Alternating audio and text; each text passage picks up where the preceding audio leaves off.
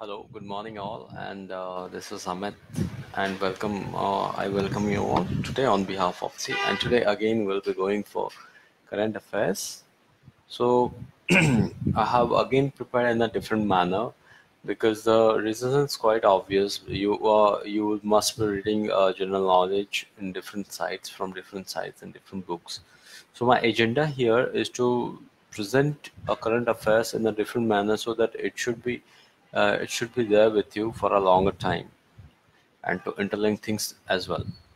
So how I'll start is I'll start with the first topic. The topic was NRC list, only a draft on July 30, 2018.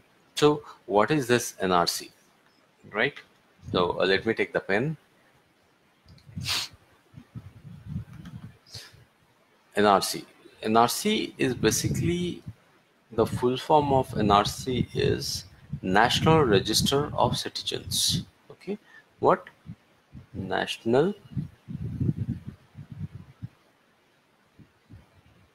Register of Citizens.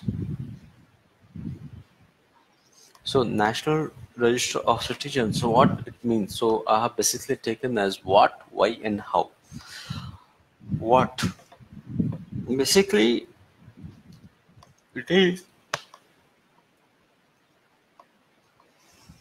the names of those persons who appear in NRC 1951. NRC actually it was first pitched in 1951.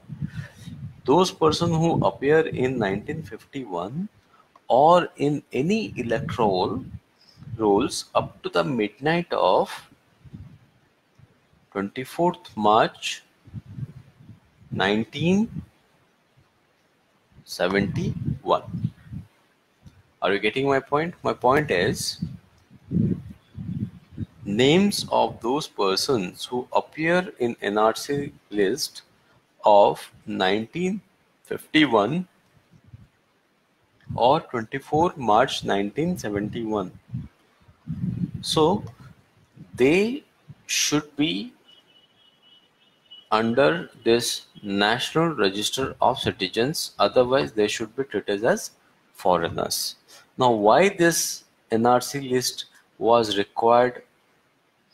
Basically, this was a tripartite talk based on tripartites between union government, the state government, as well as the local organized body like Assam Parishad and ASSO, that is Assam Students Union. They basically demanded for this NRC long back. Now, the reason was obviously to track foreigners or illegal immigrants which have been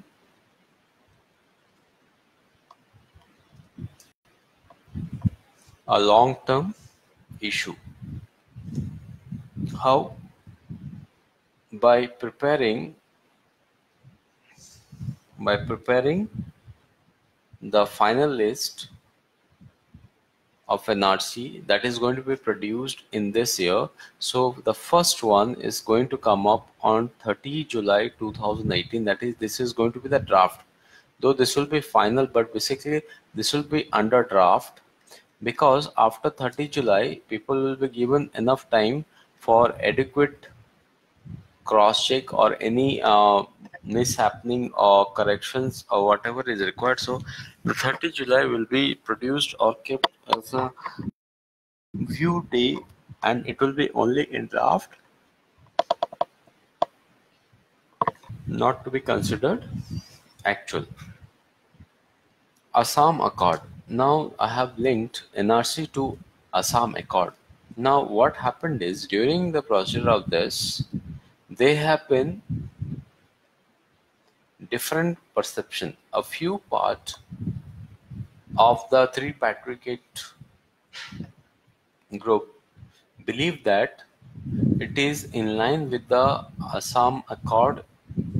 It is in line, and few feels it is out of the Assam Accord. So what is this Assam Accord? To make you understand about this Assam Accord, I have made few points, that is MOU, key demands, safeguards, what discussed, additional, and so on. Assam Accord was basically signed in 1985. It was basically signed in 1985 between this MOU signed between the government of India and the leaders of Assam movement.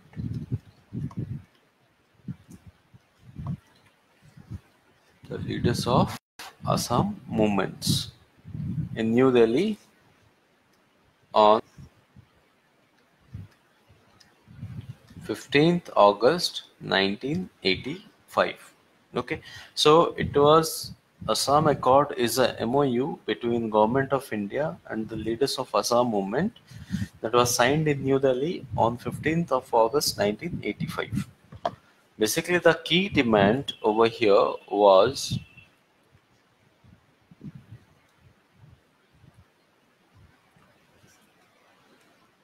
foreigners. That is, foreigners who had entered Assam between 1951 to 1961, they should be given full citizenship, including right to vote. Whereas the one who have came between 1961 to 1971, they should be denied for 10 years for voting. But after 10 years, they should be in line as a citizen of the state. And the person who have came after 1971 should be treated as foreigners or illegal immigrant for the state. So here, any of the descendants who have documents to produce that their ancestors were from these periods will be allowed and will be treated as a citizen of the state as per Assam Accord 1985. Otherwise, it should be treated outsider. So this was one of the key demand. Apart, a parallel when it comes to safeguards of the state, a parallel package for economic development of Assam, including a secondary oil refinery, then a paper mill, and an institute of technology was also worked out. Apart from this key demand, there was also workout and government and both Assam have came with a plan with another oil refinery, paper mill, and the technological institutions and few other organizations and institutions basically for the development of Assam. And as of now, sometime back, even Britannia have agreed to come up with a plant with an investment of 175 crores, with 70 to 80% workforce as women, right? So this was safeguard, and what was discussed in this tripartite Assam Accord was basically the ASU, that is AASU, okay, which was also one group. ASU would oppose any move during the discussion. ASU have moved any move by the Hindus who come from Bangladesh, but ASU have actually didn't agree this. Center wanted Hindu migrants from Bangladesh should be given citizenship, which ASU have disagreed. ASU as well as Assam Gana Parishad have expressed concern over growing cloud of illegal migrants as well, right? So that is what is important to learn this.